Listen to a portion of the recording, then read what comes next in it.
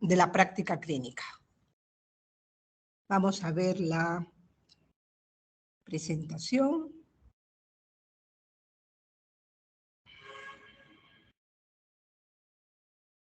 A veces me dan ganas de hacerlo desde otro lado para ver si eso funciona.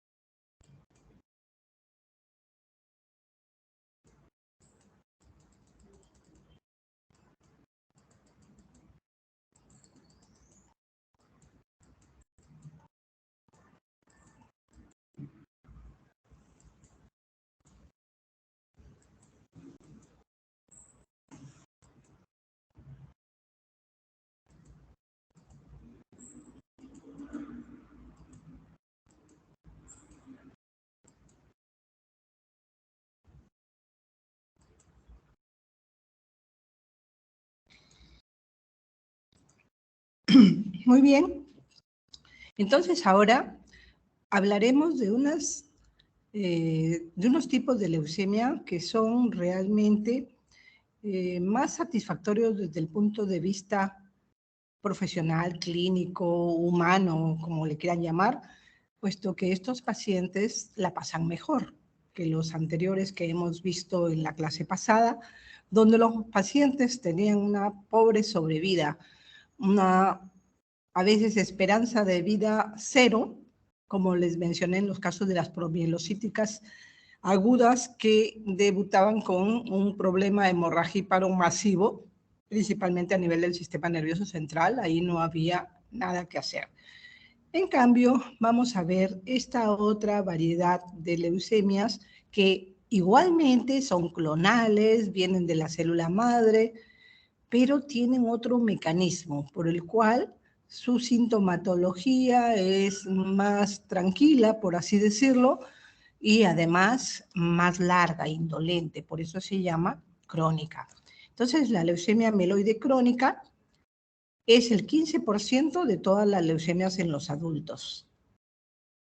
Hay una incidencia anual de 1 a 2 por cada 100.000 habitantes. La edad media al diagnóstico en el mundo son alrededor de los 65 años. Sin embargo, en nuestro país es alrededor de los 50 años.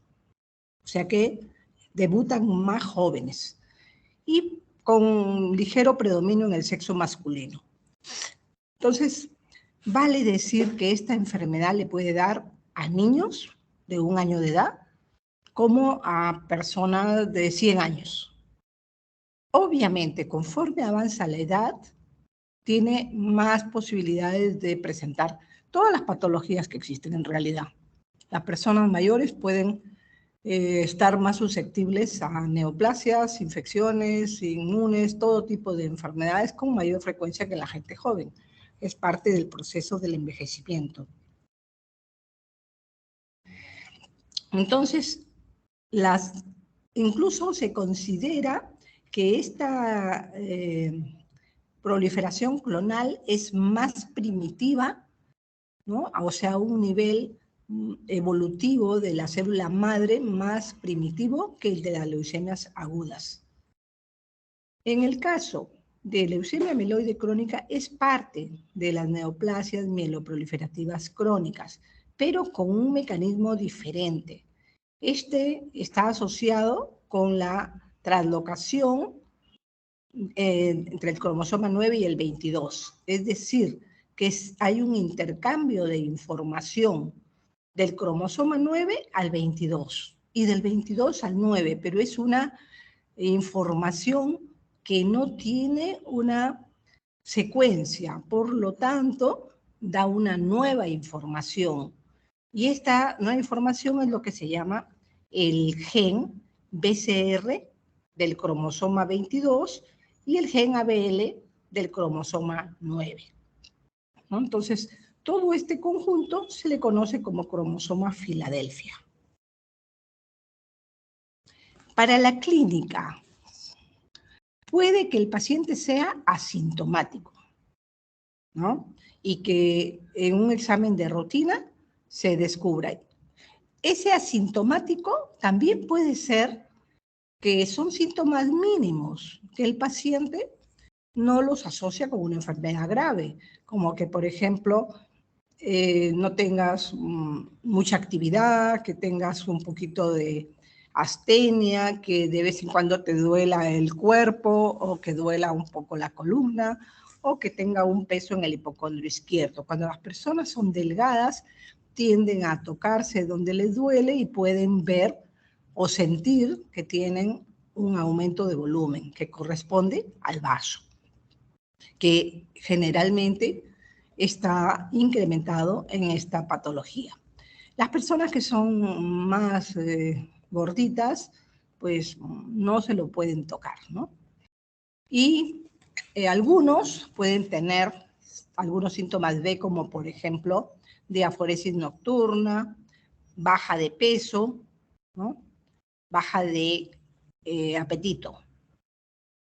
Pero, como repito, no le dan mucha importancia porque no son síntomas invalidantes y pasa el tiempo y de pronto ya puede ser que se exacerben esos síntomas, sobre todo la diaforesis nocturna, y eso hace que el paciente consulte. O de repente van por otra patología y se encuentra la leucemia, ¿no? Para el diagnóstico de leucemia tenés que hacer una buena historia clínica, un examen físico que tiene que fijarse muy bien en la zona del hipocondrio izquierdo, buscar el vaso. Siempre los pacientes, cuando ya tienen una evolución regular, van a tener el vaso crecido. Y cuando están ya diagnosticados, dependiendo la fase en que se encuentran, si es la fase inicial o crónica, la fase intermedia o acelerada, o la fase final o blástica, siempre van a tener el vaso grande. Y más grande significa que se está acelerando la enfermedad. Entonces, esto se tiene que medir cuántos centímetros hay debajo del reborde costal. Y también es importante para la evaluación de respuesta al tratamiento, porque el vaso tiene que volver a reducirse si es que el tratamiento resulta exitoso. Necesitamos un hemograma completo con una diferencial no automática, sino manual. Hay que mirar en el microscopio porque a veces el equipo automatizado va simplemente a decir células inmaduras y eso puede confundir con células totalmente indiferenciadas. Mientras que si uno lo hace al microscopio, vas pudiendo diferenciar que sí es cierto que son células inmaduras para estar en la sangre periférica, pero que no son células blásticas o tumorales, sino que son simplemente diferentes etapas de maduración. Y puedes diferenciarlas en que son promielocitos, mielocitos, metamielocitos, basófilos, etc. Entonces, eso nos dice que hay una diferenciación celular, que es diferente de una leucemia aguda, en que no hay diferenciación celular, todas las células son iguales, por eso se llama monótonas. Entonces, también se puede hacer, ya para completar el diagnóstico y definir que solamente tiene una patología, la neoplasia mieloproliferativa crónica, porque podría tener dos. Por ejemplo, podría ser una leucemia mieloide crónica, pero con fibrosis en la médula, y eso cambia el panorama. versus que solamente sea una patología. O puede que en la sangre periférica aparezca una leucemia mieloide crónica y que en la médula ósea ves que de repente más corresponde a una trombocitemia esencial. Es cierto que con la citogenética, al hacer la búsqueda del cromosoma Filadelfia, si es que este sale negativo, como que te aleja la posibilidad de que sea una leucemia mieloide crónica. Te aleja, no te la descarta, porque el 95% sale positiva, pero hay un 5% que puede salir negativa por la prueba de citogenética y hay que hacer otras pruebas, como por ejemplo el FISH o el PCR, ¿no? Por eso es importante hacer un mielograma y una biopsia de médula ósea. El FISH, que se hace cuando la citogenética es negativa, o el PCR también cuando es negativo, y también en adelante para evaluar la respuesta al tratamiento, ¿no? Entonces ya hemos mencionado que miramos en el microscopio cuántos blastos, cuántos basófilos, eosinófilos, promielos, para saber cómo está la enfermedad, qué tanta celularidad hay, etc. El pronóstico también es importante. Una evolución normal de la leucemia mieloide crónica es de 5 años, ¿no? Independiente de que uno le dé más o menos tratamiento, esa es como la evolución natural, pero que uno puede forzarlo, cambiarlo, eso es lo que vamos a ver. Entonces, antes del 2000 se decía que un paciente con leucemia mieloide crónica tenía 3 años y medio en fase crónica, 1 año en fase acelerada y de 3 a 6 meses en la fase blástica. Y ahí terminaba su vida. Obviamente, cuando les digo estos 5 años, si al paciente le da un infarto antes, bueno, pues no tiene nada que ver con la leucemia mieloide crónica. Me refiero exclusivamente a causa de muerte por leucemia mieloide crónica. Que si el paciente en el transcurso tuvo un accidente o tuvo una infección y como consecuencia de eso falleció, es otra cosa. El recuento de plaquetas también es importante porque hay algunos pacientes que debutan solo con una trombocitosis masiva. Por ejemplo, 2 millones, 5 millones de plaquetas y tú dices esto es una trombocitosis esencial, que es parte de las neoplasias mieloproliferativas, pero que no son Filadelfia positivo.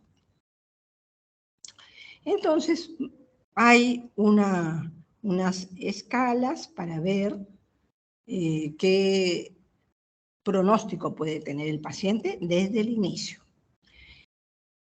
A los pacientes que son más jóvenes, definitivamente debería pedírseles el estudio de HLA, o sea, la histocompatibilidad leucocitaria, para buscar un donante compatible al 100% ante la posibilidad de hacer un trasplante halogénico.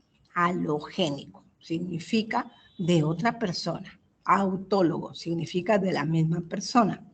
Heterólogo significa de otra especie. Singénico significa de gemelos. Haploidéntico significa solamente 50% compatible halogénico. Bueno, son términos. Entonces, si es que a un niño de 10 años, imagínense que le da una leucemia mieloide crónica, el trasplante es curativo. El trasplante halogénico es curativo. Los otros trasplantes no van. Entonces, es natural que uno prefiera hacer un trasplante. Sin embargo, no está exento de riesgos. Por eso es que se debe conversar muy bien con el paciente, la familia, en las personas que son jóvenes, en las personas que son niños. En las personas que son mayores, no es la primera opción el trasplante, porque el tratamiento es muy bueno. Entonces, para esto, si es que decidimos hacer un HLA, hacer la posibilidad de un El trasplante es si es que es un joven que está en fase acelerada o en fase blástica. Definitivamente no tiene otra opción. Para eso vamos a determinar por la escala pronóstica de Sokal. Hay 3 escalas. La escala de Sokal, la escala de Hasford y la escala de Eutos. La de Sokal es la más usada, pero las otras pueden ser más sencillas, tienen menos criterios, pero la de Sokal es la más segura, por así decirlo. Entonces, ¿qué datos se tienen que consignar al diagnóstico? La edad, en años, el tamaño del vaso, en centímetros bajo el reborde costal, el recuento de plaquetas, el porcentaje de blastos. Todo eso va con una constante y se saca un promedio. Si es que ese promedio sale menos de 0.8, entonces es un riesgo bajo. Nadie pensaría en proponer un trasplante, porque significa que ese paciente puede estar muy bien con medicamentos, no con un trasplante. Si el paciente tiene más de 0.8, se considera un riesgo intermedio o un riesgo alto. Y ahí hay que evaluar personalizadamente al paciente, ¿no? Porque puedes tener tus 5 o 10 pacientes con LMC, incluso de edades parecidas, pero todos no tienen el mismo físico, todos no tienen las mismas comorbilidades. No todos son iguales, definitivamente, ¿no? Inclusive en la parte psicológica. Las fases de la enfermedad ya se las he mencionado, la fase crónica, que es cuando el paciente tiene proliferación total, tanto en la serie mieloide como en la serie eritroide y plaquetaria. No tiene muchos blastos, muy poquitos en sangre periférica, puede tener o puede no tener. En la médula ósea también tienen menos del 10%, definitivamente. Y eso es lo que se llama una fase crónica. El paciente no tiene mayor sintomatología. El vaso sí que puede estar grande, ¿no? Entonces, esta fase es la que dura más, pero tú no sabes cuándo comenzó esa fase. Tú no sabes ahorita mismo si es que estás con esa enfermedad. No lo sabes, no sientes nada. De repente te haces un examen y la tienes. Y tú no sabes cuándo comenzó. Así que eso de los 3 años y medio no tienes un parámetro para decir si el paciente en la fase crónica ya va en su primer año, en su segundo año o en su tercer año. La fase acelerada es cuando hay un cambio. Si es que lo diagnosticaste en la fase crónica y el paciente comienza a tener más síntomas B, el vaso comienza a crecer más, el hemograma ya no es controlado y comienza a haber más blastos en la sangre, en la médula, pero que no exceden el 19%. Y que tiene basófilos en la sangre en más del 20% y el vaso crece. Comienza a haber plaquetopenia, que no tiene nada que ver con el tratamiento. Entonces, eso significa que estamos en una fase acelerada. El que tenga menos de 19% dice que es acelerada. Si el paciente tuviera más de 20%, ya no sería acelerada, ¿no? Otras cosas que se pueden presentar también en la fase acelerada es que cambia la genética, se incrementan las alteraciones. Si el paciente tenía un cromosoma Filadelfia, ahora puede tener 2 cromosomas de Filadelfia en la misma célula, cuando hacen los estudios citogenéticos en las metafases. Y por último, y pueden aparecer además otras alteraciones como una trisomías, comienzan a aumentar cromosomas o monosomías. La fase blástica, según la OMS, es cuando ya en la médula ósea hay más del 20%, puede haber 21% y ya está, es una fase blástica, significa que se ha convertido en una leucemia aguda.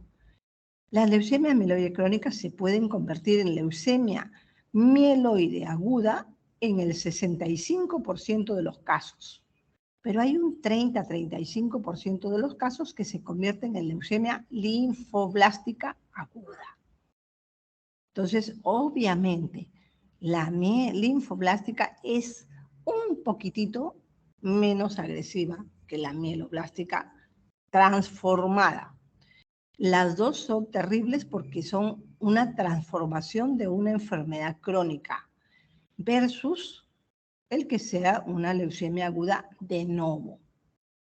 Recuerdan que les dije que el cromosoma Filadelfia tenía diferentes pesos moleculares, si es que era linfoblástica de novo, que era 190, versus una LMC o una linfática o mieloide aguda de transformación, que viene de una leucemia mieloide crónica, esa tiene 210.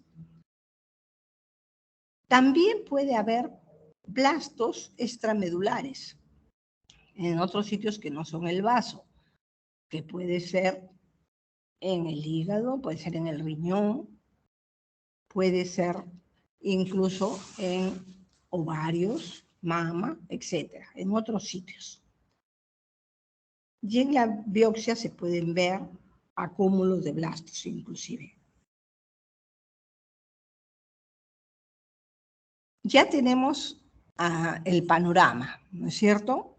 Ya tenemos al paciente muy diagnosticado y lo que vamos a hacer ahora es, ya también hemos visto la escala para ver el pronóstico del paciente y lo hemos etiquetado como una fase crónica, como una fase acelerada o como una fase blástica.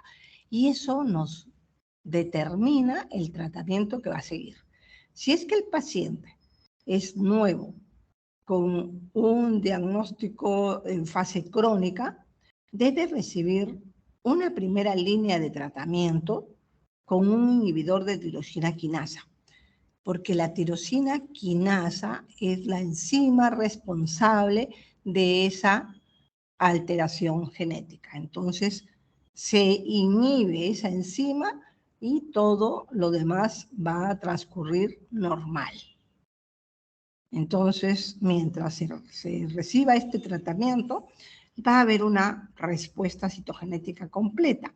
Si es que hay otra enzima que interviene adicionalmente a la tirosina quinasa, entonces no vamos a tener una respuesta completa, ¿no? Entonces vamos a ver otro medicamento. Además, que hay muchas mutaciones que están presentes y que son cubiertas por el medicamento, por el inhibidor, versus que hay otras que no son cubiertas por el inhibidor, entonces la enfermedad se hace refractaria, resistente, no responde, por lo cual uno tiene que cambiar de inhibidor. Hay inhibidores de tirosina quinasa de primera línea, de segunda línea y de tercera línea. Entonces uno podría comenzar con cada línea, si es que tuviésemos desde el principio el diagnóstico de las mutaciones adicionales, es decir, el medicamento de primera línea cubre todas las mutaciones que tiene el paciente, entonces le damos ese. El medicamento no las cubre, le tenemos que dar de segunda línea. Deberíamos hacer eso, pero en nuestro medio no podemos hacer todas esas mutaciones. Existen, pero ni en Estados Unidos les hacen ese panel al principio al paciente, sino que solo cuando no responde a la terapia. Además, algunos veces ellos en el Anderson dicen que están empezando de frente con el inhibidor de tercera línea porque es éxito seguro. En fin, vamos a ver qué es otras cosas. Entonces, acá al paciente que responde muy bien, se le continúa dando el tratamiento por años, ¿no? Y es fácil porque la primera línea se llama imatinib y son pastillas. Vienen de 400 miligramos, que es la dosis inhibitoria mínima. Entonces, se ha probado que con esa dosis es perfecto para inhibir a la enzima. Se toma diariamente la pastilla, de preferencia por la tarde. Todos estos medicamentos tienen efectos adversos. Algunos pacientes, cuando les digo eso, no quiere decir que el 100% de los pacientes que toman la pastilla van a presentar eventos adversos, pero sí, por lo menos un 10% van a tener dispepsia, gastritis, malestar, etc. Los pacientes, y también hay ciertas restricciones, los pacientes que tienen hepatopatía no son los mejores candidatos para tomar estos medicamentos. Pero en fin, el imatinib es de primera línea, haces evaluación riesgo-beneficio y decides darle la pastilla por la tarde con un buen vaso de agua, ¿no? Listo. El paciente rápidamente va a mejorar. Si es que el paciente, después de los 3 meses de haber tomado la pastilla, no tiene respuesta citogenética, nada de respuesta citogenética, sigue siendo 100% Filadelfia, entonces lo más adecuado es cambiar a una segunda línea. Y esa segunda línea es el dasatinib o el nilotinib. Se usa el dasatinib primero porque es más intenso, cubre más mutaciones y además hay que tener en consideración que el paciente no tenga un problema respiratorio, un problema neumológico. Estos pacientes con esta medicina tienden a hacer derrame pleural. Si es que es un paciente que aparentemente está bien, pero le das la pastilla DASA y hace derrame pleural, la indicación es retirar esa pastilla, dasatinib. Entonces, ¿qué te queda? Pasarlo a nilotinib. Pero el nilotinib tienes que tener en cuenta que el paciente no tenga ningún tipo de cardiopatía, porque es cardiotóxico. Y si es que el paciente que le has quitado el dasatinib porque ha hecho derrame tiene insuficiencia cardíaca, no le puedes dar nilotinib. Entonces tienes que buscar otra alternativa, que las hay, pero conforme va avanzando del imatinib hacia arriba, los precios se van disparando, ¿no? Entonces hay que ir escogiendo el mejor medicamento. Esto, afortunadamente, no es en la mayoría de los casos, sino por el contrario. De cada 10 casos que tienes, 8 o hasta 9 responden muy bien, 8 diría yo, responden muy bien a la terapia con imatinib. Si el paciente, los pacientes que no responden, tienes que hacerles una prueba más que se llama la mutación T315I. Esa mutación no está en relación a la tirosina quinasa, sino a otra enzima, es la predominante. Entonces hay que dar un inhibidor específico para esa otra enzima, ¿no? Y ese solamente hay un inhibidor en la actualidad en el mundo para la otra enzima que se llama ponatinib. Pona, todas son tinib, pero la otra se llama ponatinib. Y como comprenderán, el precio del ponatinib es muchísimo, muchísimo más alto que todos los demás, ¿no? Pero sin embargo, ¿cuál es lo bueno?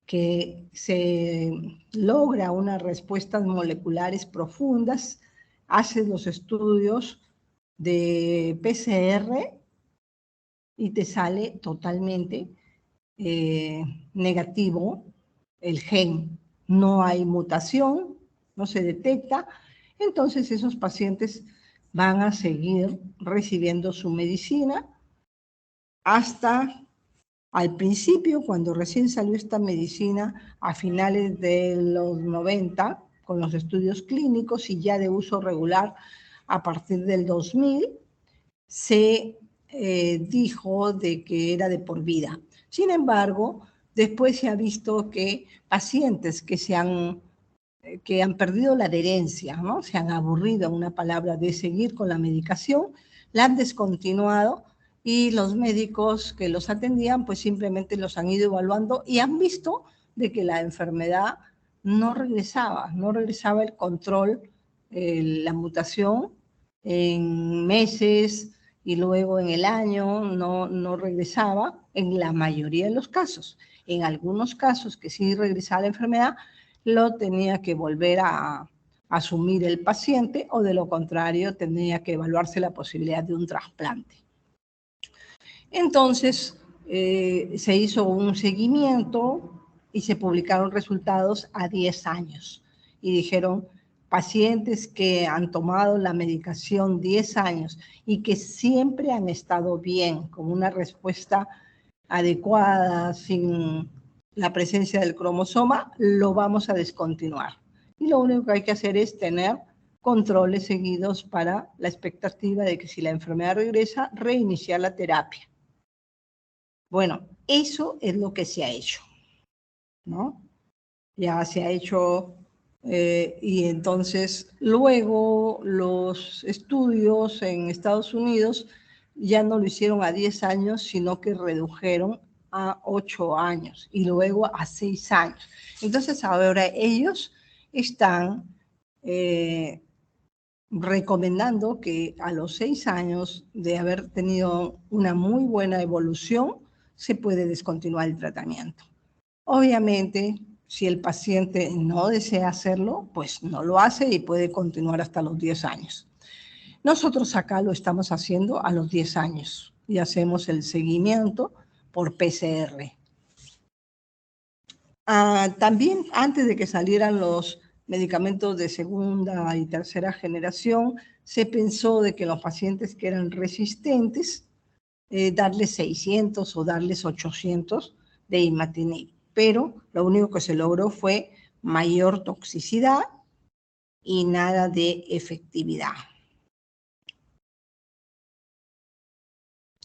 Ya hemos dicho que si es que a pesar de que van con buena medicación evolucionan a fase acelerada o blástica, pues hay que cambiar.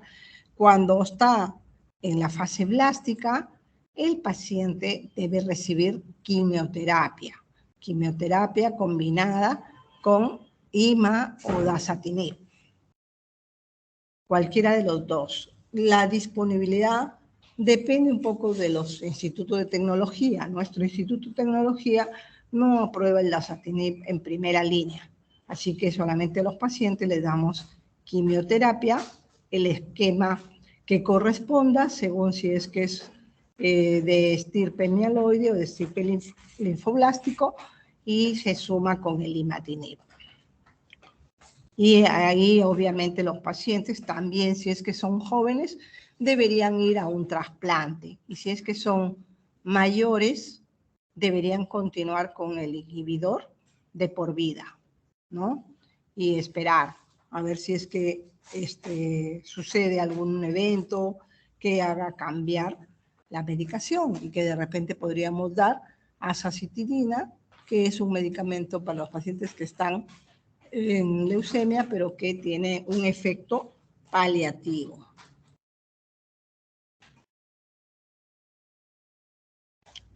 Esto ya lo hemos visto. Ya, entonces acá vamos a decir igualmente, en segunda línea, cuando usamos nilotinib, dasatinib, el ponatinib se puede utilizar para cualquier línea también. Como repito, de hecho, en el Anderson y en el Moffitt, que son dos centros de investigación en Estados Unidos, están propugnando que se use ponatinib porque se logra remisión completa, no importa el pronóstico, no importa nada, basta que el paciente tenga el diagnóstico con este medicamento, logra remisión completa y la mantiene.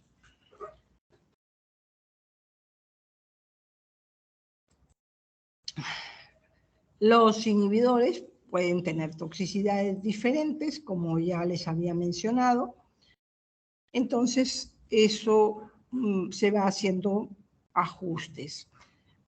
Por ejemplo, yo tenía un paciente que no toleraba la pastilla, ¿no? Como también hay presentación de 100 miligramos, porque hay presentación de 100 y de 400. Más fácil es tomar una de 400 y ya te olvidas, hasta por la adherencia. Sin embargo, este paciente no la toleraba y la vomitaba. Le daba dolor de cuerpo, le daba fiebre. Entonces, obviamente, le tuve que dar en tomas. Entonces, le daba de 100 miligramos en 2 tomas, 100 miligramos por la mañana, 100 miligramos, le estaba dando una dosis baja. Igual no lo toleraba. Por ahí ya lo logró tolerar, pero 200 no es la dosis adecuada. El paciente no hizo una buena respuesta, le tuve que dar dasatinib como segunda línea, no la toleraba tampoco, la verdad que muy mala adherencia tenía el paciente por intolerancia. Entonces era un buen paciente para trasplante, ya que no toleraba lo otro, pero no tenía ningún donante. Por último le di nilotinib, la misma cosa, no hubo mayor respuesta. Entonces así algunas veces los pacientes tienen mucha sensibilidad al medicamento y hay que buscar otras alternativas. Por eso es que hay que conversar con el paciente porque es su vida. Si es que no toma la medicina, la enfermedad progresa en su evolución natural y el paciente se va a morir. Las pruebas para el seguimiento, que ya sabemos que son no solamente la evolución clínica, el paciente te va a decir que está perfecto. El hemograma, si es que el paciente no tiene mucha toxicidad, va a salir ligeramente pancitopénico. Ligeramente, por ejemplo, en lugar de tener 5.000 leucocitos, de repente tiene 3.500, en lugar de tener 150.000 plaquetas, de repente tiene 120, en lugar de tener 14 o 15 hemoglobina, de repente tiene 12, 11, cosas totalmente tolerables, ¿no? Pero el hemograma no te dice si es que el gen está presente o no. Para eso tienes que hacer o la citogenética, que es por bandeo, demora más, es más engorrosa y no es tan exacta, porque tú quieres que sea cuantificable. Ya la otra prueba es cualitativa. Tú ves que tiene las metafases con la translocación, pero del PCR te cuenta cuánto hay en tiempo real. Por eso es que hacemos la valoración con un PCR cuando está recién que ha adquirido toda la revisión completa una vez al año. Y luego, cuando ya han pasado los 10 años y que le retiramos el medicamento, entonces se lo hacemos por lo menos cada mes por 3 meses. Y luego cada 2 meses por un año. Y luego cada 3 meses. Es decir, se hace más seguido para poder atraparlo antes de que se manifieste en el hemograma o clínicamente, ¿no? Bueno, el trasplante, volvemos a insistir, es una muy buena opción y sobre todo de curación. El problema es el temor. En el caso de las pastillas, nadie tiene temor de tomar pastilla, ¿no? Más aún si le dicen que les va a remitir la enfermedad. Pero hacer un trasplante significa que tal vez no encuentres al donante, al que tu donante, aunque era 100%, tengas enfermedad injerto huésped, que la cantidad de médula que se te pasó y las células activas no fueron suficientes para poblar y que te quedaste aplásico. Y si te quedaste aplásico, las posibilidades de sobrevida pues son bajas, a no ser que se te haga una segunda infusión de células madre y a veces no está disponible ya el donante. Tercero, de que a pesar de que el trasplante ha sido bueno, no haya una remisión de la enfermedad. Y cuarto, que te mueras de las complicaciones. Entonces, es como 50% de posibilidades de curarte, o hasta 60, versus 40 de complicaciones, de las cuales de ese 40 puede ser que 20 sean muerte. 20 o 30 sean muerte. Entonces los pacientes pues no quieren. Por eso es que se les tiene que conversar muy bien para la decisión, ¿no? Muy bien. Si hay preguntas, por favor, por el chat, háganme preguntas. Y para seguir con la leucemia linfocítica crónica y luego los casos clínicos. Si es que no hay preguntas, pónganme también en el chat, por favor. No hay preguntas, podemos seguir adelante.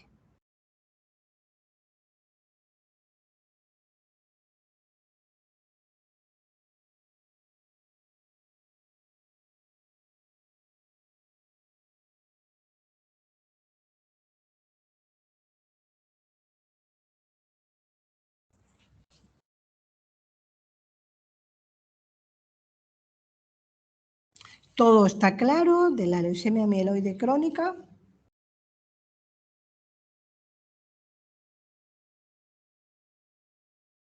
Ya, acá Nelia Denise me pregunta, ¿cuánto hay que esperar entre la primera, segunda y tercera línea?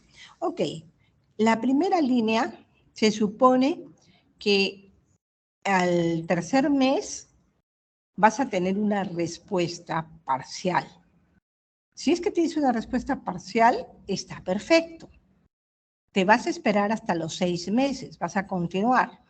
Y a los 6 meses debes tener una respuesta completa. Si es que a los 6 meses, sea el caso que sea, no tienes una respuesta completa, entonces deberías pasar a la segunda línea. Pero si al mes 6 no hay nada de respuesta, inmediatamente te tienes que pasar a una segunda línea, teniendo en consideración lo que dije antes, las comorbilidades, ¿no? Si es que el paciente al 6º mes tiene muy buena respuesta parcial, entonces tú podrías esperar 3 meses más con la misma medicación para decidir si cambias o no. Si es que al 9º mes continúa en una respuesta parcial, así sea buena, tienes que cambiar a una segunda línea de tratamiento, porque el objetivo es que llegue a una remisión completa y que el PCR sea menos de 1. Así que puede ser 0.1 y es una buena respuesta. Pero si es que tienes 3, 4, 5, eso no es una buena respuesta y va a continuar aumentando. Cuando recién comienzas puede que tengas 90% de PCR positivo. Se detecta el gen a un 90% de positividad. Mientras que si tienes menos de 1% de positividad, eso se considera remisión completa. Luego, si estando bien en segunda línea, el paciente no tiene problema de toxicidad, pero no hay una respuesta esperada, porque se supone que si pasó a segunda línea es porque no funcionó la primera línea. Entonces, en segunda línea, o funciona o no funciona. Si es que funciona, pues le vas a continuar con la segunda línea nada más. Pero si es que no funciona, también son 6 meses, ¿no? A veces esperas hasta un año, pero por motivos logísticos, porque los medicamentos van cambiando de precio. Son bastante caros, ¿no? Cuando recién salió el imatinib, cada pastilla de imatinib de 100 miligramos, que así fue como salió, costaba $60. Y se tenía que tomar 4 pastillitas, o sea, $240 diarios. Eso es lo que costaba el medicamento cuando recién salió. Ahora, 22 años después, se desarrollaron genéricos y los genéricos cuestan alrededor de 20 soles cada pastilla de 400. En el caso del dasatinib, solamente hay un genérico que se ha desarrollado, aparte del original. Y me parece que cada pastilla original de 50 miligramos cuesta alrededor de 130 soles. Hay que tomarse 100 miligramos diarios, o sea, son 260 soles diarios con esa pastilla. Y el genérico cuesta alrededor de 100 soles, o sea que son 200 soles. ¿Se dan cuenta? 20 soles versus 200 soles a la segunda generación. Si pasamos a la generación del nilotinib, el nilotinib se tienen que tomar 800 miligramos, 600 a 800 miligramos. Cada pastillita de 200 miligramos cuesta alrededor de 150 soles. Entonces son 600 soles. ¿Se dan cuenta cómo va cambiando el panorama? Y si sigue y el paciente es resistente a todo y tiene la translocación, el gen T315I, hay que recibir ponatinib. Y de acuerdo, el ponatinib, de acuerdo, a ver, se da 45 miligramos, y ese sí tiene la propiedad en que lo vas bajando y puedes hacer un mantenimiento de 15 miligramos nada más. Pero el tratamiento cuesta como 100.000 soles, ¿no? Cerca de 100.000 soles mensuales, ¿no? Eso significa 3.000 soles diarios, ¿no? Pues eso es lo que cuesta la pastilla, como 3.000 soles diarios. Ha salido un genérico, y ese genérico cuesta como la mitad, pero son 1.500 soles diarios. Es sumamente caro. Si hablamos de medicamentos de primera y segunda línea, el seguro los provee totalmente. Y si hablamos de la tercera línea, solamente un paciente en el Perú ha recibido esa tercera línea. Y el paciente está excelente, la ha recibido por más de un año, ¿no? Y obviamente la tiene que seguir recibiendo. Está muy bien, pero es insostenible y ha tenido que ser obligado por un juez para comprar el medicamento, el Seguro Social. El MINSA, pues, no ha dado hasta ahora ese medicamento. Los otros, no tengo idea si es que el CIS los compra los caros o solo los que son baratos. Muy bien. ¿Alguna otra pregunta? O si es que continuamos. La otra parte es más sencilla porque es una enfermedad más indolente. Muy bien, vamos a continuar entonces con leucemia linfocítica crónica. Que la leucemia linfocítica crónica tiene de bueno que solamente le da a las personas mayores, por lo menos a los adultos. No se ha reportado ningún caso en pacientes menores de 20 años. Mayores de 20 años hasta los 30 y hasta los 40, digamos, que se considera adulto joven, sí se han presentado algunos casos, pero no más allá del 2%, 2-3% de la totalidad de las leucemias linfáticas crónicas. Y tiene la particularidad de que son prolinfocitos, o sea que son un poquito menos maduros que los linfocitos que le da a los adultos mayores. Entonces, esta es una neoplasia linfoproliferativa de linfocitos maduros, ¿no? Entonces, eso no quiere decir que no sean blastos, son porque son clonales, ¿no? Son unos linfocitos débiles que no cumplen bien su función, etcétera.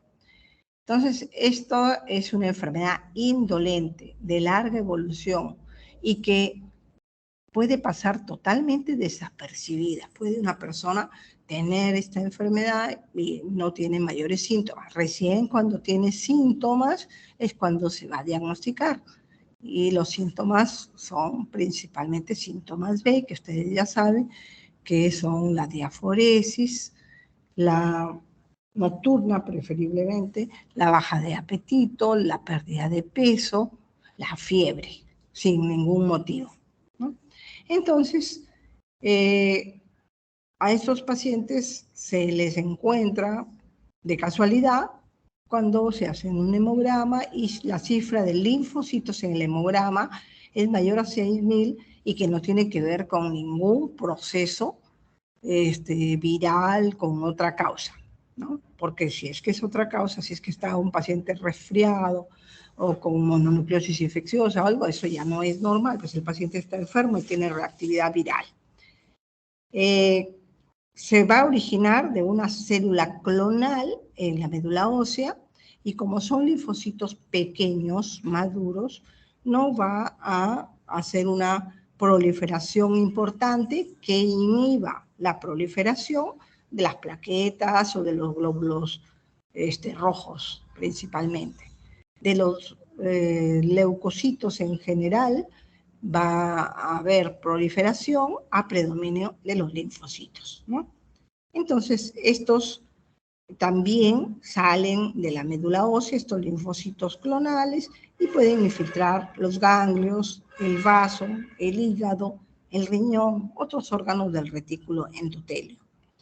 Sin embargo, estos mismos linfocitos son morfológicamente y además por inmunohistoquímica igual que los linfocitos de un linfoma no Hodgkin, que es el linfoma de células pequeñas.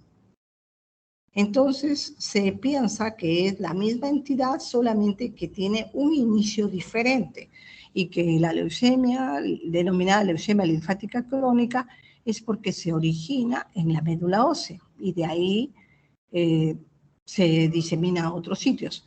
Mientras que en el caso del linfoma linfocítico de células pequeñas, de linfocitos pequeños, estos se originan en los ganglios.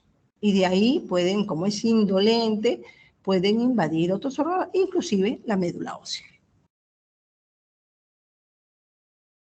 Entonces, por eso, en la OMS los incluye como una sola clasificación.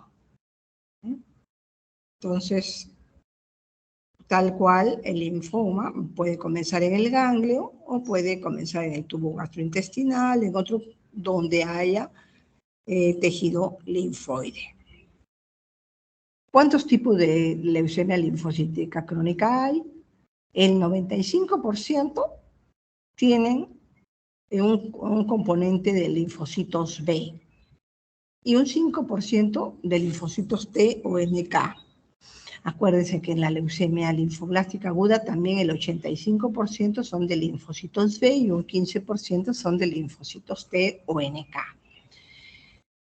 Hay varios tipos de leucemia linfática crónica, ¿no? Una cosa es el tipo de linfocitos y otra cosa es el comportamiento de la enfermedad que progresa lentamente y está estable durante años, y hay otros que progresan más rápido y que esto sucede más en personas más jóvenes y que va a depender mucho de los genes y las mutaciones que tiene esta enfermedad, que tiene muchísimas alteraciones cromosómicas, ¿no? Los pacientes pueden tener anemia, trombocitopenia, adenomegalia, visceromegalia, compresión mecánica y difusión orgánica, es decir, que si el vaso les crece muchísimo o el hígado les crece mucho, van a comprimir el colon, por ejemplo, y va a haber dificultades orgánicas, ¿no? Pero eso ya depende del estadio clínico de la enfermedad. Lo que sí es cierto es que la inmunidad está totalmente deprimida, porque los pacientes tienen hipogamaglobulinemia y son más susceptibles a infecciones, principalmente de tipo respiratorio, tipo neumonías. Y eso es lo que puede tener un anciano, una neumonía del anciano, que puede ser con una alta mortalidad, pero no realmente, no directamente por la enfermedad. La leucocitosis, como es a predominio de linfocitos, puede ser que tenga neutropenia o puede que no, puede que tenga un porcentaje pequeño. Por ejemplo, tienen ustedes 30.000 leucocitos, pero de ellos 90% son linfocitos y 10% son segmentados. El 10% de 30.000 son 3.000, o sea que tiene 3.000 segmentados. Sin embargo, no es una neutropenia real, pero sí puede ser una neutropenia funcional, es decir, que no lo protege al paciente. Se ha encontrado que hay tendencia familiar en este tipo de enfermedades, así como en los linfomas, como ya vamos a ver. Entonces, los pacientes que tienen esta enfermedad, por ejemplo, una mamá, puede que su hijo también tenga la misma enfermedad o viceversa.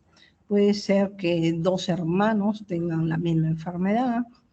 En una familia hay más posibilidad de que varios miembros tengan el LC.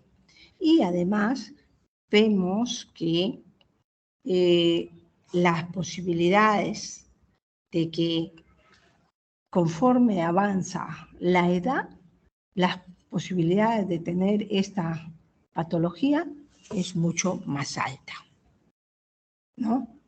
Entonces, miren, la leucemia linfática es más común en personas de 70 años en adelante, pero la enfermedad aumenta de menos de 1 por cada 100.000 en las personas que tienen 40 años. 1 por cada 100.000, mientras que los que tienen 80 años son 30 por 100.000, o sea, 3 por 10.000, ¿no? Es bastante realmente. Y vemos de que esto sucede en poblaciones longevas. Entonces, en nuestro medio, si es que tenemos población longeva, no lo sabemos, ¿no? Porque no hay un buen registro. Y además, las personas, pues, como que están en su casa los ancianos de 80 años, 90 años, prácticamente se les ve por otras patologías o no se les ve, no tenemos registro, lo cierto. Mientras que en Europa principalmente, que la población es longeva, sí que tienen un registro, sí que llevan eso, y en algunas poblaciones de Estados Unidos también. Y se ha visto que si bien acá la leucemia linfática crónica es más de caucásicos, pero no sé si será por esa razón que les digo de que son poblaciones longevas y tienen la oportunidad de tener esta enfermedad o hay otra razón.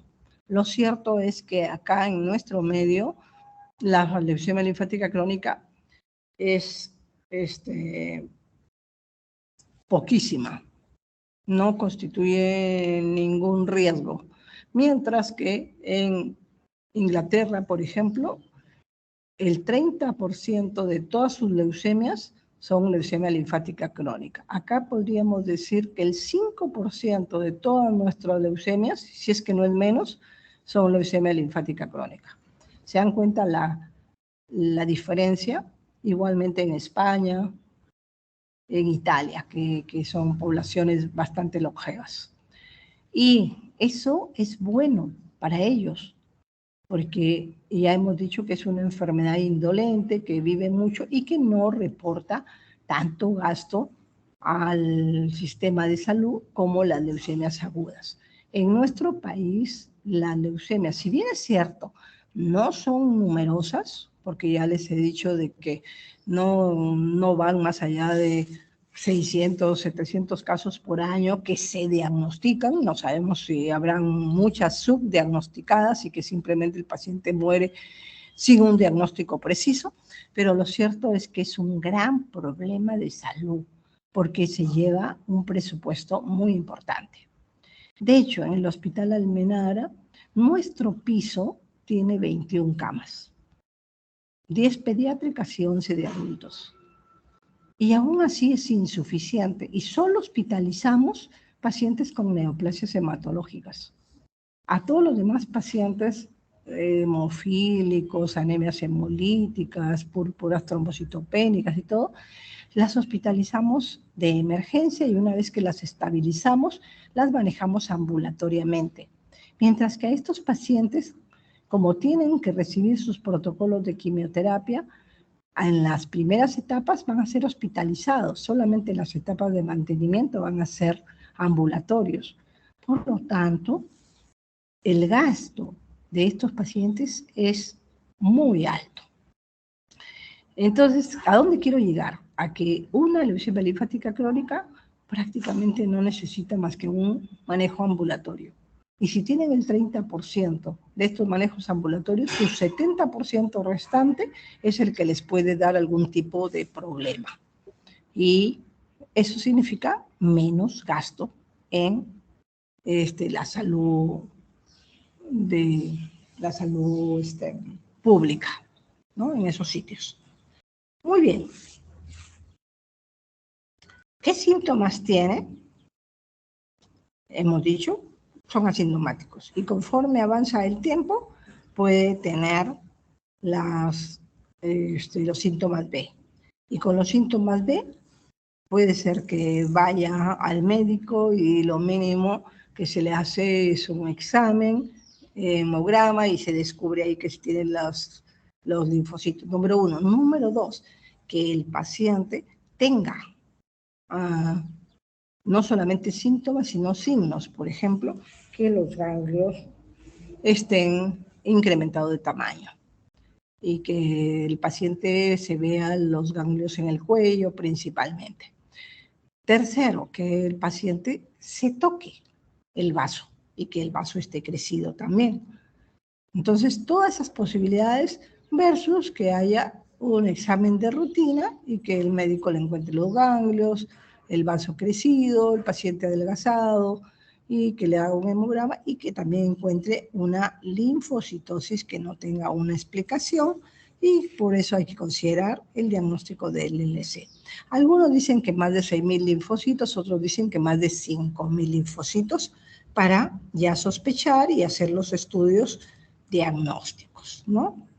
Entonces, la persona que tiene el LCE tendrá linfocitosis de todas maneras. Y ya les digo que lo mínimo, 5.000, 6.000, pero puede tener un hemograma con 200.000, con 300.000 leucocitos, de los cuales el 90-95% podrían ser linfocitos. Entonces estamos hablando de un paciente que puede tener 300.000 linfocitos. Cuanto más leucocitos y linfocitos hay, tiene más posibilidades de que haya trombocitopenia o anemia. Pero generalmente tienen solamente linfocitosis en las primeras etapas. ¿Se recomienda hacer examen de médula ósea? Claro que sí. Antes de que se hagan otras pruebas y todo, tenemos que tener un basal y que eso nos va a servir también para evaluar el tratamiento. Si es que después del tratamiento los valores no han mejorado, se debe hacer nuevamente un control de médula comparativa con la basal, y así vemos si es que la conducta de ese momento es por cuenta del tratamiento o por avance de la enfermedad. Se hace inmunotipificación para poder ver y comprobar que no tiene otro diagnóstico comparativo. Por ejemplo, el linfoma no Hodgkin del manto tiene la misma morfología al microscopio de los linfocitos, pero es un linfoma no Hodgkin y tiene otro comportamiento y tiene otros marcadores de inmunofenotipo. Por eso es necesario hacer para diferenciar. La inmunoglobulina, que generalmente está bajo, ¿no? Entonces, esto, si es que tiene el paciente infecciones a repetición, se le puede dar inmunoglobulina como un refuerzo, ¿no? Luego,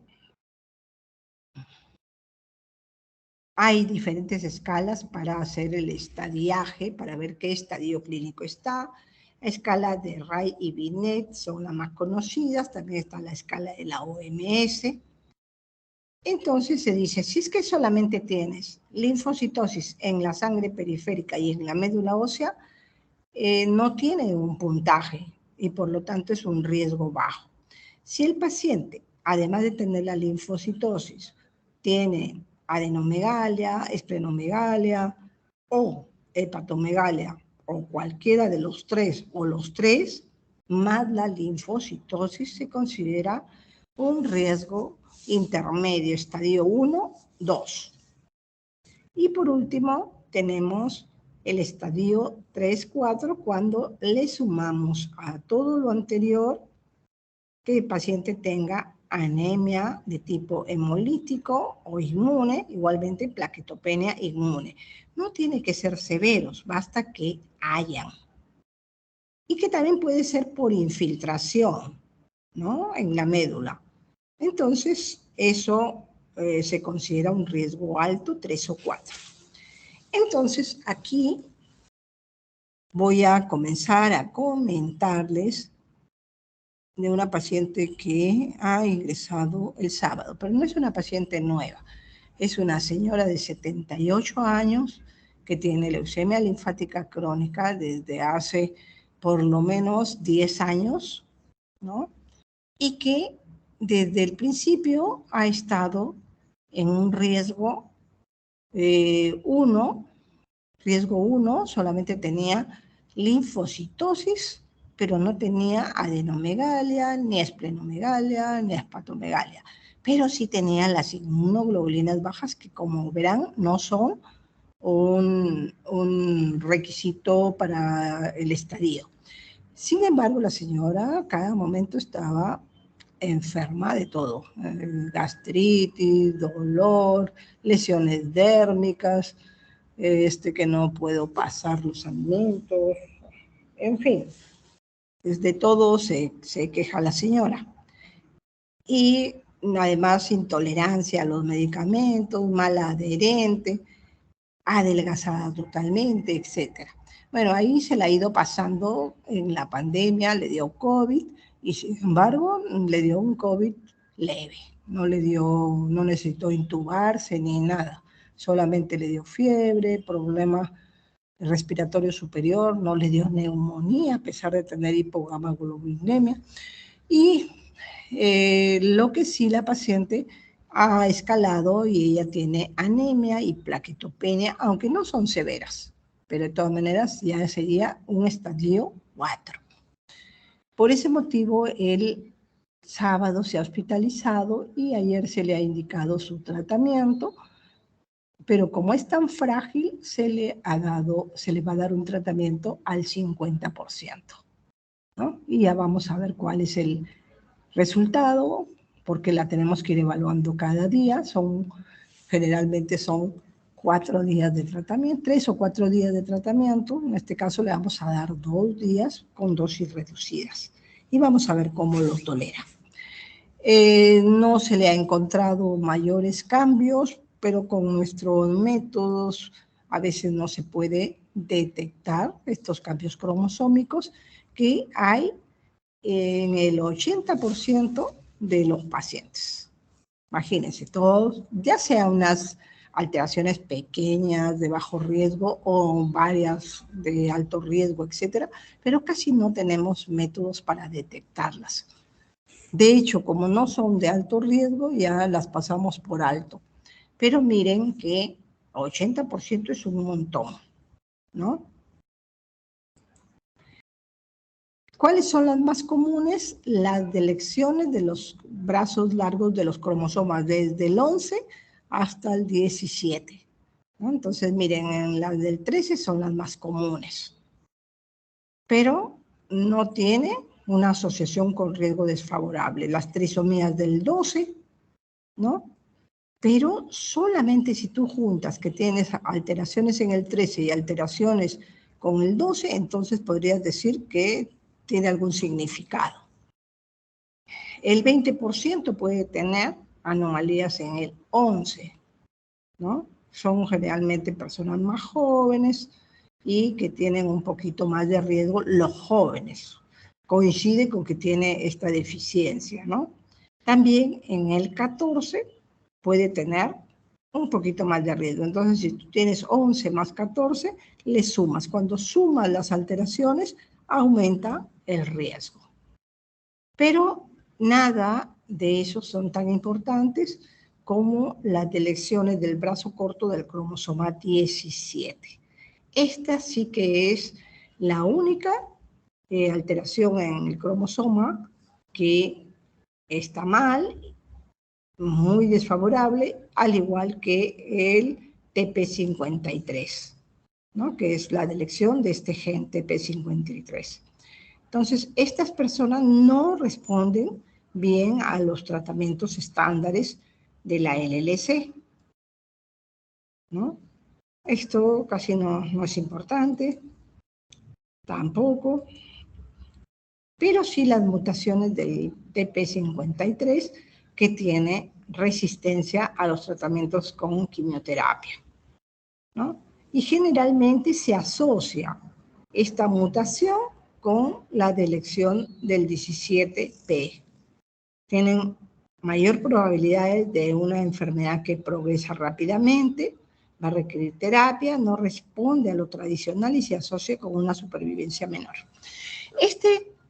Y rápidamente para comentarles que, bueno, no ahorita, pero sí antes de la pandemia, teníamos una paciente que tenía 55 años y su diagnóstico de LLC, pero que estaba evolucionando rápidamente y que la paciente no respondía bien a los tratamientos. Se le dio todos los tratamientos que como tenía 55 años, incluso se le hizo un trasplante autólogo para tratar de que resista más a los tratamientos, ¿no? Entonces se le dio un tratamiento, la paciente bajó su carga tumoral, se extrajo células propias, se le seleccionó las células de alguna manera con el CD34, las más viables, se le dio un tratamiento más fuerte y se le pasaron sus células para ayudarla, y la paciente falleció, ¿no? Y se habían mandado las pruebas a Estados Unidos porque era una paciente que tenía medios económicos y salió que tenía la deleción del brazo corto del cromosoma 17, a pesar que le dimos una terapia que se llama ibrutinib, que es específica para esas delecciones. Entonces la paciente debería tener seguramente varias mutaciones adicionalmente al 17P, ¿no? Entonces, bueno, no pudo ayudarse a esa paciente. El tratamiento para estos pacientes es de diferente forma, desde el más sencillo, que significa no hacer nada, observar y esperar, hasta dar tratamientos con anticuerpos monoclonales. En Long Island, en Florida también me imagino, pero no se ha hecho el estudio, pero en Long Island, en Estados Unidos, hay un hospital especial de veteranos, de gente mayor, que muchos de ellos tienen leucemia linfática crónica, y la doctora que los ve allá es una peruana, especialista solo en LLC. Y ella misma dice que a veces el paciente puede tener 250.000 leucocitos, pero si el paciente no tiene clínica, ella solamente lo observa y espera. Porque si tiene toda esa cantidad y no tiene síntomas, definitivamente las mutaciones son las convencionales y no unas mutaciones raras. Si es que el paciente progresa con la enfermedad, le podemos dar monoterapia o poliquimioterapia, ¿no? Entonces, monoterapia, de repente solamente le damos ciclofosfamida, ¿no? O de repente solo rituximab, o podemos darle poliquimioterapia. Las terapias dirigidas son cuando tú encuentras que tiene una mutación puntual y un medicamento para esa mutación. Los factores de crecimiento de neutrófilos cuando el paciente tiene neutropenia funcional o real o mucha tendencia a infecciones. También están considerados radioterapia, esplenectomía, que casi no se usa. Definitivamente yo nunca he usado ninguna de las dos cosas en estos pacientes. El tratamiento de un ensayo clínico es para aquellos pacientes que son jóvenes y que no están yendo bien y ya se agotaron todas las propuestas terapéuticas vigentes. Entonces tiene que ir a un ensayo clínico y ese es un asunto del paciente y del investigador. Ver nuevos fármacos o nuevas combinaciones de fármacos, que ya todos esos se han hecho, de los que tenemos disponibles, y solamente se debe agarrar los que han sido más exitosos. Y también las dosis altas de quimioterapia y trasplante en los pacientes más jóvenes. El trasplante autólogo no está indicado, a no ser que tú puedas tener poca enfermedad en la médula para poder agarrar. Y entonces no tiene sentido. Si tienes poca enfermedad en la médula, quiere decir que clínicamente estás bien. Son medidas desesperadas a veces. Entonces, la quimioterapia en general, acuérdense que son medicamentos tóxicos y que pueden provocar reacciones en otros órganos y dar segundas neoplasias. Y a veces segundas neoplasias hematopoyéticas. Y de una leucemia linfática crónica, por dar un tratamiento, puede derivar con el tiempo en una leucemia aguda. Estos fármacos principalmente, como el clorambucil, ciclofosfamida, fludarabina, bendamustina, que son los más usados para esta enfermedad, sí tienen efectos secundarios, pero no son severos. Principalmente van por el lado de la toxicidad, citopenia, náuseas, vómitos, sarpullido. Pero también tenemos terapias dirigidas, ¿no? Entonces, estas terapias dirigidas generalmente no son quimioterapia, sino que son biológicos, anticuerpos monoclonales, etcétera, y se van a tolerar mejor que la quimioterapia. La FDA ha aprobado el ibrutinib y el idelalisib. Son nombres raros, solamente es para que ustedes sepan de que se van integrando otros fármacos de acuerdo a la biología del tumor. Entonces, si le sale al tumor determinada mutación, se hace un medicamento para esa mutación. Por eso se llama terapia dirigida, ¿no? También se pueden usar terapias que han sido exitosas para otros tipos de cáncer, pero que tienen una estirpe parecida. Por ejemplo, la lenalidomida, que es específica para mieloma múltiple, pero el mieloma múltiple viene siendo una enfermedad de linfocitos B. Entonces, también se debería ver los ensayos clínicos, ¿no? Que va a depender de los criterios de inclusión. De esos ensayos clínicos tienen criterios de inclusión que el paciente debe cumplir. De lo contrario, no va a ser un doble ciego o un tratamiento que se pueda adoptar más adelante. Las terapias con los anticuerpos monoclonales, ¿no? Se unen a las células cancerosas ese anticuerpo y los marcan, y el sistema inmune los destruye porque los ve como extraños.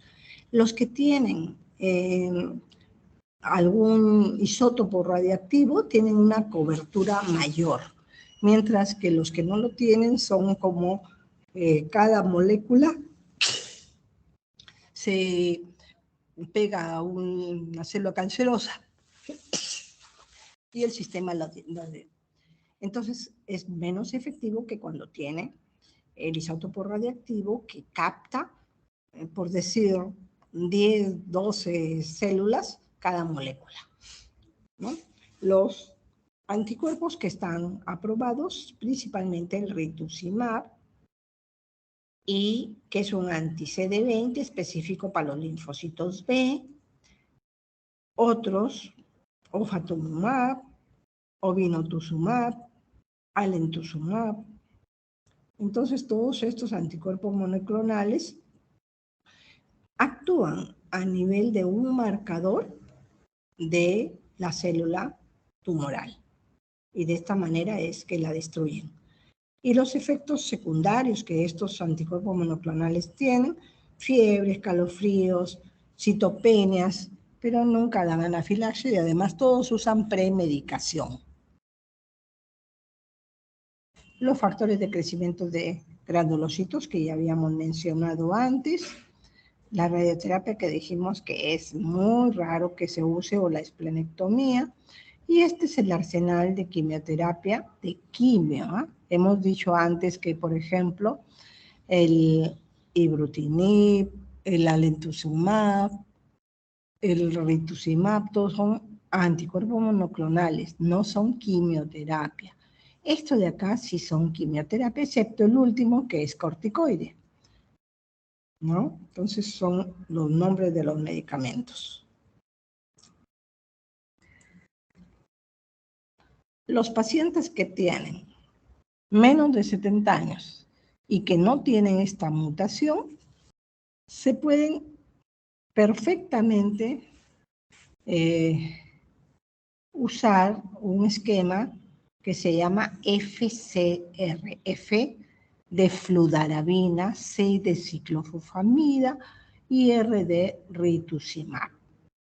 Entonces, con eso se reduce la enfermedad. Ojo, esta enfermedad no es curable, no entra en el rango de lo curable. Las crónicas generalmente no son curables. Las agudas pueden ser curables.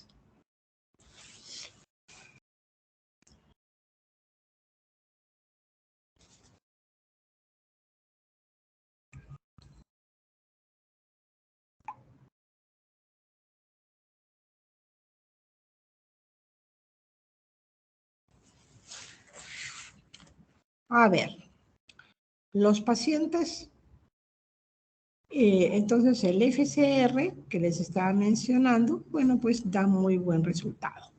También yo puedo utilizar solamente fludarabina con ciclofosfamida, o puedo usar fludarabina solo con rituximab, o puedo usar rituximab solo, es decir, puedo usar todas las combinaciones.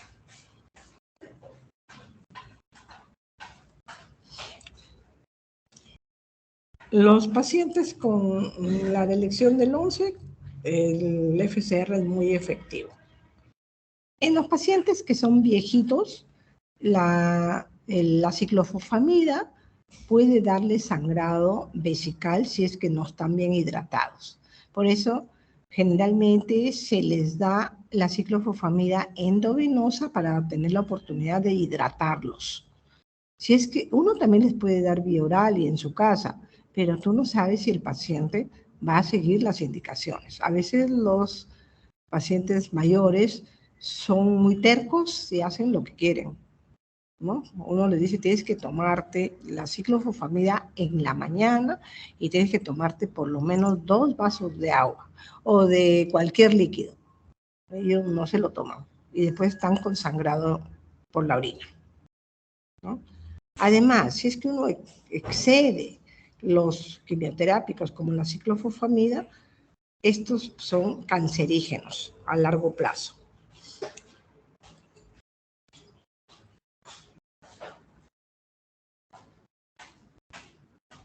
Otros quimioterápicos que se pueden usar en combinación con la bendamustina con el rituximab, pero de hecho no ha demostrado que sea mejor que el FCR, ¿no? Entonces, la bendamustina la quitamos de nuestro esquema solamente cuando el paciente con FCR no ha respondido y no tenemos otra cosa que darle, bueno, pues entonces vamos a probar con bendamustina y rituximab, ¿no? Porque hay que ir viendo. Los pacientes que no tienen la elección del 17, pero que son mayores de 70 años, entonces de repente el FCR podría ser muy tóxico. Por eso es que a la paciente que les comentaba anteriormente se le está dando intensidad reducida, solo al 50%. Se puede dar otros medicamentos quimioterápicos como orales, como el clorambucil. Sin embargo, en nuestro país ha desaparecido el clorambucil. Ya no tenemos, que es una terapia relativamente barata y mejor tolerada que la fludarabina, que en nuestro medio lo tenemos solo endovenoso. También existe fludarabina oral, pero no en el país.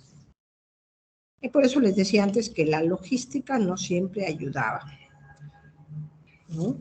Y también podemos utilizar los anticuerpos monoclonales, pero el precio es el que no ayuda para nada. Los pacientes que tienen la elección del 17P, no importa la edad, son de mal pronóstico, ¿no? Entonces, realmente no funciona, aunque le des FCR, BR o el rituximab o corticoides, etc. Acá tal vez funcione el ibrutinib, ¿no? Que ya está aprobado específicamente para estos pacientes que tienen la alteración del 17P. Y si son pacientes jóvenes, ya hemos dicho que el trasplante es lo más adecuado, pero aún así no es una enfermedad curable. Lejos de tener complicaciones, es muy raro, un porcentaje muy bajo se transforma en un linfoma de Hodgkin o en un linfoma no Hodgkin, ¿no? Ese se llama la transformación de Richter. Entonces son raros los pacientes que hacen eso. Es más, a veces puede debutar con esto. Les comento, nos llegó un paciente de origen japonés y que había estado 2 días en neoplásicas, ¿no? Y pidió su referencia a la Almenara. El paciente estaba en muy mal estado, estaba con un linfoma no Hodgkin difuso de células B grandes, pero que venía de una transformación de Richter. Había sido una LLC y el paciente ni siquiera lo sabía. El paciente no sabía que tenía. El paciente simplemente debutó con toda la fase aguda de un linfoma agresivo, como es el no Hodgkin difuso. Y realmente lo llevaron, claro, al INEM porque tenía ganglios, el vaso grande y todo lo demás. Y el paciente como que tenía seguro social, pero no tenía un seguro privado. Entonces tuvo que pagar y según nos comentó, era sumamente caro. Pero es lógico, pues, ¿no? Es un paciente que está mal, va a la UCI, le dan toda clase de medicamentos, transfusiones de sangre y todo lo demás. Entonces, en el Almenara, cuando llega en pésimo estado general, bueno, pues se le maneja, no dura el paciente más allá de 3 días y se muere, ¿no? Porque había hecho la transformación de Richter y él, según la familia, nunca había estado enfermo. Entonces, para que vean que pasó como asintomático o no le hizo caso a lo que tenía. Y por último, que los pacientes pueden desarrollar anemia hemolítica de tipo autoinmune y para esto se le da un tratamiento que funciona muy bien como anemia hemolítica. Y esto es, por ejemplo, prednisona, ciclosporina y rituximab. Y con esto no solo se controla la anemia hemolítica que está en una crisis, sino que también se controla a la leucemia de fondo porque estamos usando corticoide y rituximab, el anticuerpo monoclonal, ¿no? Entonces, algunos pacientes también suelen debutar con su leucemia linfática crónica con una anemia hemolítica. Por eso los pacientes con anemia hemolítica o con púrpura siempre tenemos que hacer un descarte de una neoplasia de tipo linfoide, de tipo hematológica linfoide. Muy bien, ¿alguna pregunta?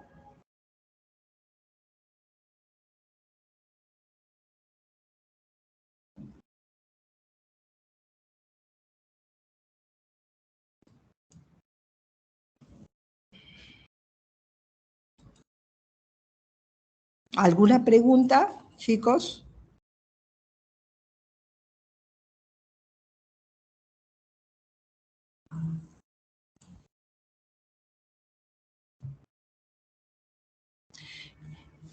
Muy bien. Entonces, hemos hecho una visión general de las leucemias agudas y crónicas, y entonces por ahí hemos mezclado un par de casos clínicos. Les voy a comentar un caso clínico de ayer.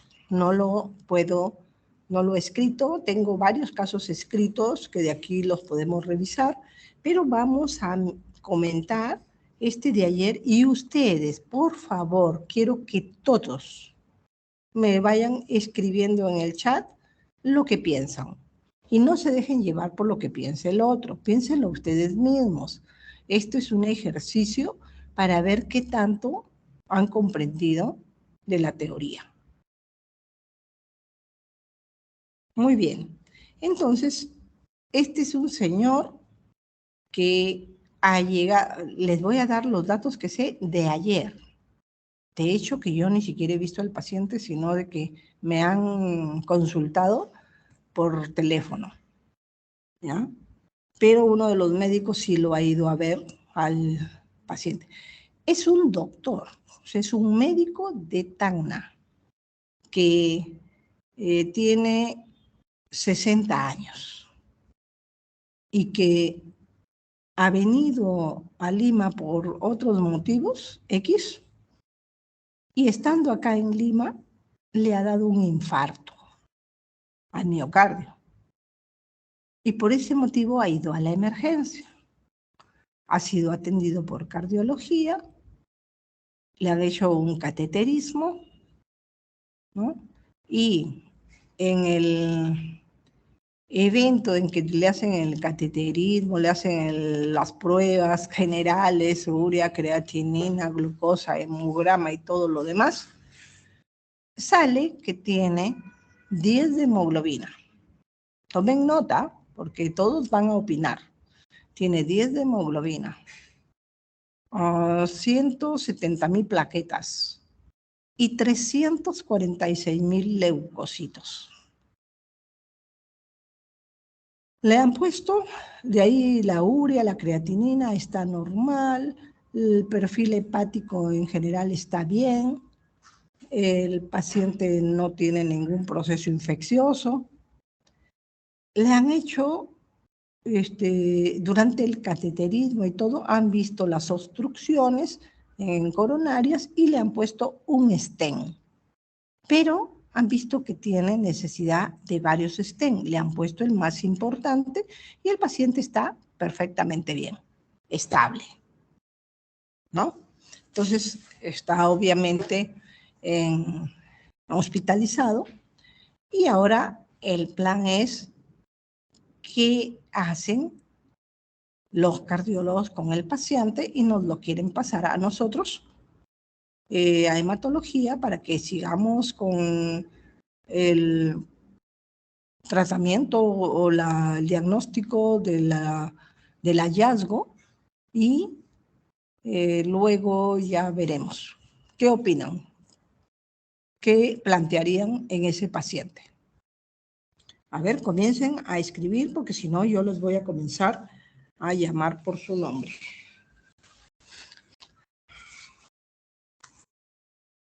A ver, Pedro Almeida.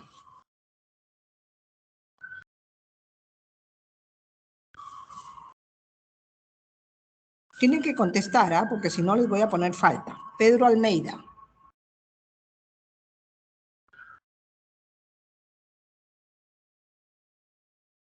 ¿No está Pedro Almeida? Ok. A ver, voy a mirar. Ya, se supone que Pedro estás presente. A ver, ¿qué me dices? Escríbemelo, por favor. Igualmente, Stephanie Arbieto.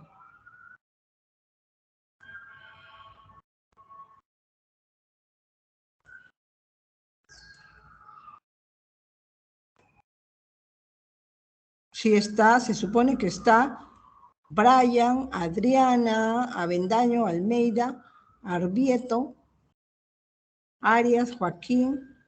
Ya, no está ni Arquínigo ni Avilés.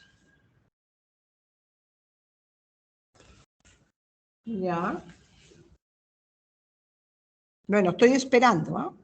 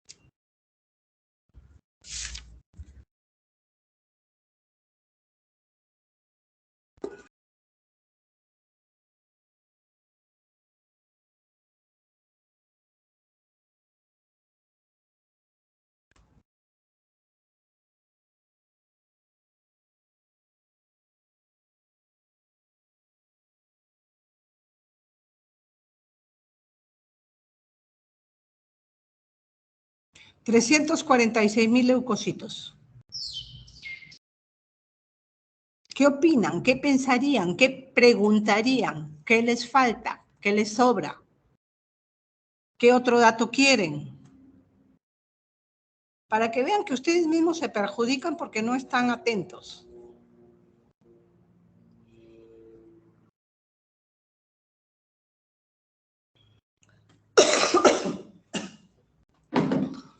A ver, Pablo Hacho. Pablo Hacho ha dicho LMA por la edad. LMA por la edad. Hemos dicho que la LMA le puede dar a cualquiera, ¿no? Que solamente hay una enfermedad de los 4 subtipos que he dicho que no le da a los niños, y eso es la leucemia linfocítica crónica. Las demás todas le pueden dar a niños y adultos, solo que hay una predominancia. La leucemia linfoblástica aguda es la predominancia en los niños y todas las demás es en la adultez. Tiene formas inmaduras, tiene mielocitos, promielocitos informan 40%, mielocitos, promielocitos, metamielocitos, abastonados y segmentados.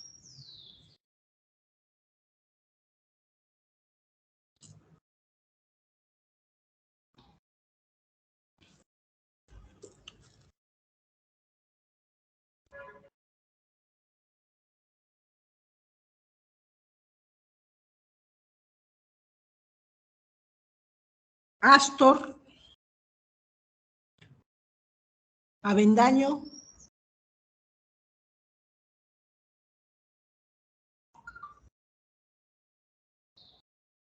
¿qué dicen?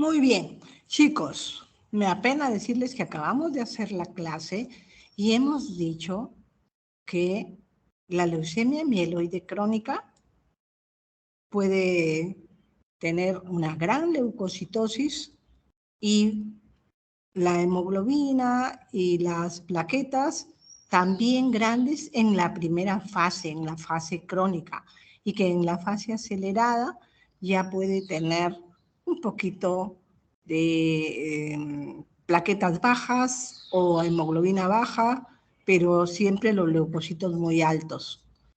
Me han preguntado por la fórmula y yo no les he dicho en ningún momento que tiene blastos. Les he dicho promielocitos, mielocitos, metamelocitos, abastonados, segmentados. Eso no es de un proceso agudo.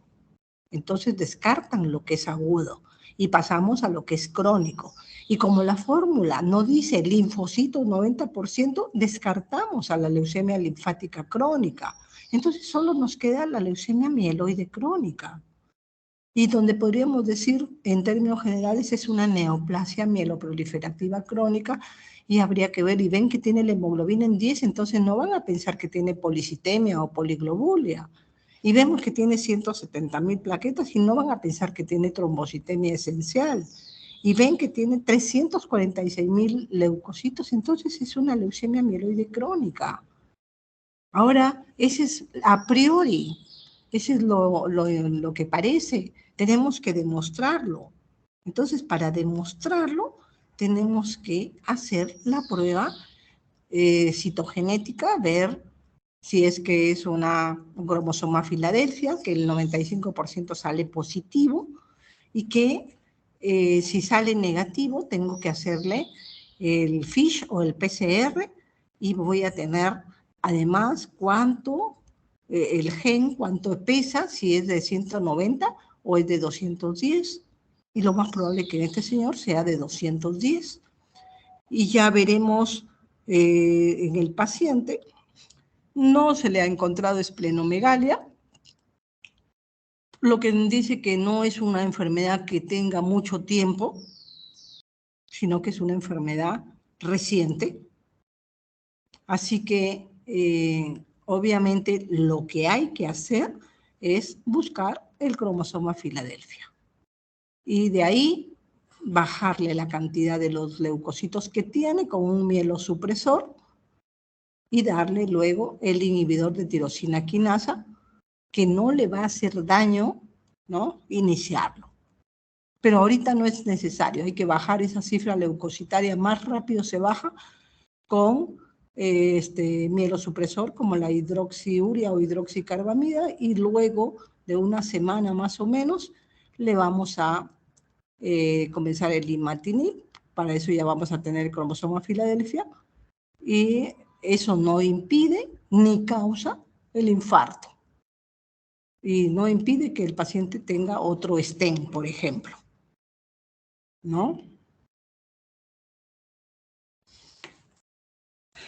Creo que tienen que estudiar, ¿no? Porque por lo menos si hubieran estado súper atentos al toque, se hubieran dado cuenta de esto. ¿Mm?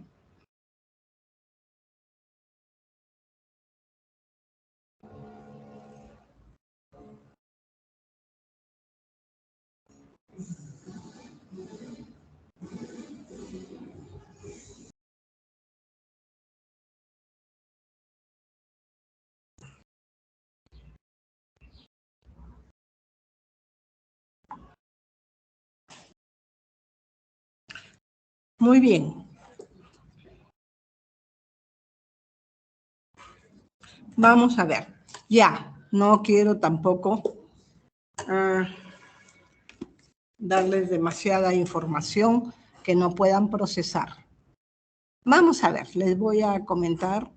De hecho, me apena mucho que no puedan estar presencialmente, porque ya les acabo de decir que tenemos 21 camas y 21 pacientes que tienen diferentes patologías neoplásicas hematológicas. O sea, tenemos mieloma, linfoma, trasplante, leucemia de niños y leucemia de adultos y linfomas todo tenemos hospitalizado, ¿no? Y bueno, lo único que podría hacer es comentarle los casos que tenemos ahí. Por ejemplo, tenemos una paciente joven, 36 años, que ha venido por la emergencia por un problema de visión, no veía bien, de pronto se sentía mal, estaba con fiebre, decaída, etcétera. Entonces es examinada por el oftalmólogo y el oftalmólogo ve que tiene un desprendimiento de retina y no sabe por qué, porque bueno, es una mujer joven y luego la mujer comienza a tener dolor de cabeza, se le hace una tomografía, además se le hace un hemograma, todo lo de rutina de emergencia, y en la tomografía, en el hemograma sale que tiene plaquetopenia severa. Entonces, plaquetopenia sin ningún motivo, pero los leucocitos, 30.000 leucocitos y presencia de blastos. ¿No? Entonces ya cuando ustedes dicen plaquetopenia, leucocitosis y blastos, eso ya más, y la forma de presentación aguda, entonces nos pensamos que puede ser una leucemia aguda. La tomografía muestra que tiene una lesión isquémica, ¿no? Isquémica en el parénquima, cosa rara. Entonces se comienzan a hacer los estudios y todo para ver de qué tipo, si es isquémica, tiene que ser pues un infarto, una trombosis o una embolia. Persona tan joven, se le hace, si es que se encabeza, se le tiene que ver corazón como un disparador de los émbolos. Y lo único que se encuentra es que tiene un foramen oval grande, que puede ser el culpable de disparar émbolos. Pero esta persona nunca antes ha tenido problemas. Pero ahora se le suma la leucemia, porque tiene una leucemia aguda. Entonces, ¿qué cosa es lo que se va a hacer en primer lugar? Es una leucemia linfoblástica aguda. Lo primero que vamos a hacer es darle los factores de riesgo, calificarla definitivamente de alto riesgo, darle el tratamiento inicial para que luego el cardiólogo, el cardiovascular, intensivista pueda hacer el cierre del foramen oval y descartar esa posibilidad como un persistente disparador de émbolos. Hacer los tratamientos de neurología y de rehabilitación. La mujer afortunadamente no ha focalizado y ya está respondiendo al tratamiento, está con transfusiones, se está recuperando. ¿Y cuál es la expectativa con esta paciente? Joven, 36 años, buscar un donante de médula ósea entre sus hermanos para que sea compatible y se pueda hacer un trasplante halogénico 100% compatible. Es mandatorio y se tiene que hacer el trasplante después de que pase la inducción, que ya la está haciendo, y que haga remisión completa. Después de la remisión completa se tiene que consolidar por lo menos una vez y de ahí recién hacer el trasplante. Entonces a ella le espera debería óptimamente trasplantarse en unos 3 meses. Si es que se logra trasplantar en 3 meses, tiene alta posibilidad de curarse. Si esta paciente no se trasplanta en los próximos 3 meses, sino que se va a los 6 meses, disminuye un poquito sus posibilidades de curación. Pero si es que se va a más del año, definitivamente no sería una buena idea. Esta paciente debería hacer trasplante en el primer año, apenas se logre la remisión completa. Bueno, ese es el caso de una leucemia mieloide aguda, linfoide aguda, linfoblástica aguda, ¿no? Entonces, para que vean cómo el paciente viene por otro motivo. Y un caso parecido. A ver, me van a decir de qué se trata.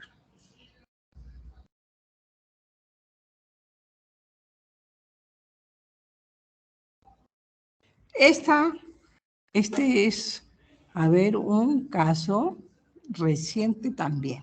Es un chico de 22 años, estudiante de ingeniería, hijo de 2 médicos, que estando en su casa ha estado con cefalea en toda la semana, pero que no le ha dado mayor importancia. Hasta que sábado, me parece sábado o domingo, no sé, ha estado con cefalea insoportable y va a la emergencia. En la emergencia del hospital, obviamente lo ve el neurólogo y no encuentra mayor cosa, ¿no? En el examen que le hace. Pero también el paciente presenta fiebre. Así que por ese motivo, obviamente le hacen todo su kit de exámenes y tiene un hemograma también con leucocitosis, no muy grande.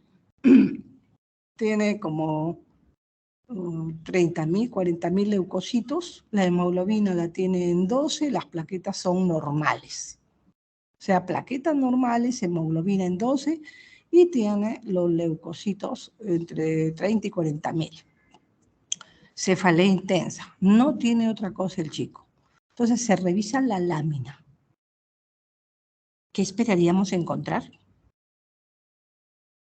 Ya tenemos leucocitosis, hemoglobina 12, un poquito baja para el chico, y las plaquetas normales.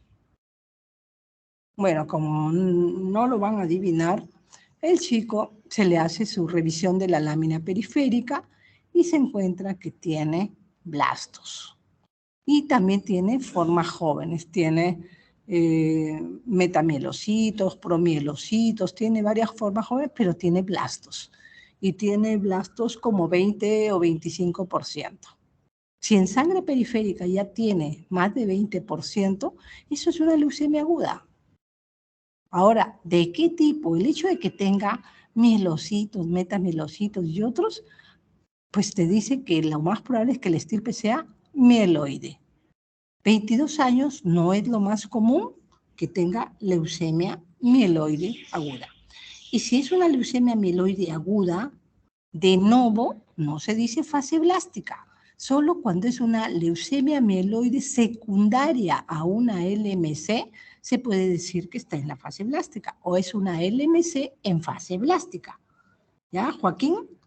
No puedes decir leucemia mieloblástica aguda en fase blástica, porque si ya estás diciendo mieloblástica aguda, ya está en fase blástica, ¿no? Entonces puedes decir leucemia mieloide crónica en fase blástica o leucemia mieloblástica aguda secundaria a una leucemia mieloide crónica, que no lo sabes.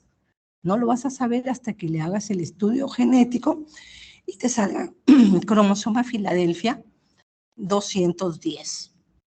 Entonces ahí si dices es un secundario a una leucemia mieloide crónica.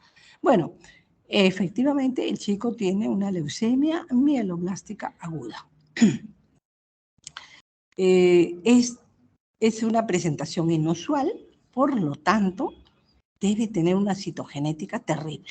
Así que se le hace la citogenética molecular, todo rapidísimo, y tiene alteraciones en el cromosoma 3, que son de pésimo pronóstico. Y que además se busca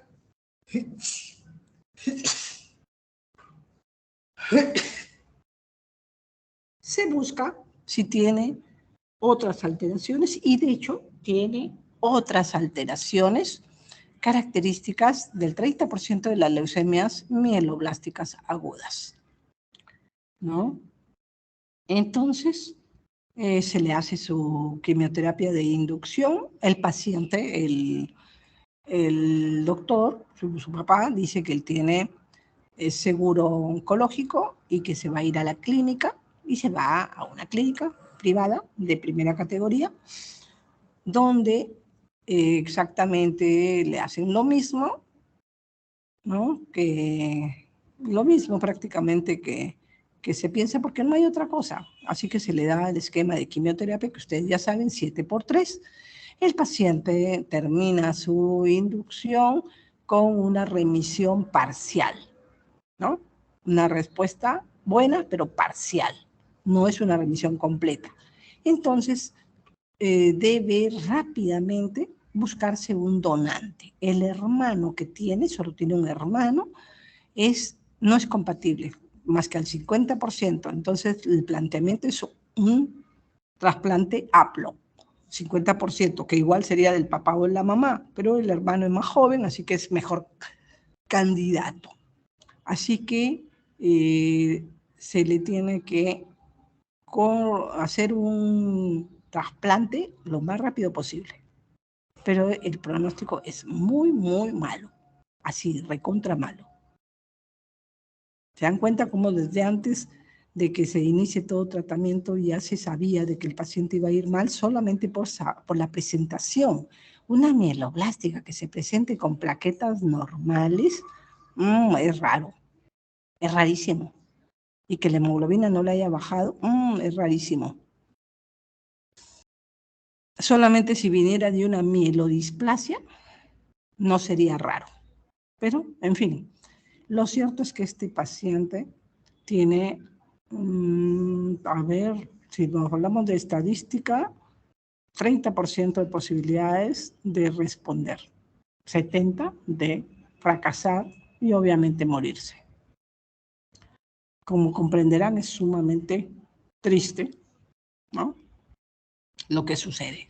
Pero todo caso es triste. Bueno, ¿preguntas sobre este caso?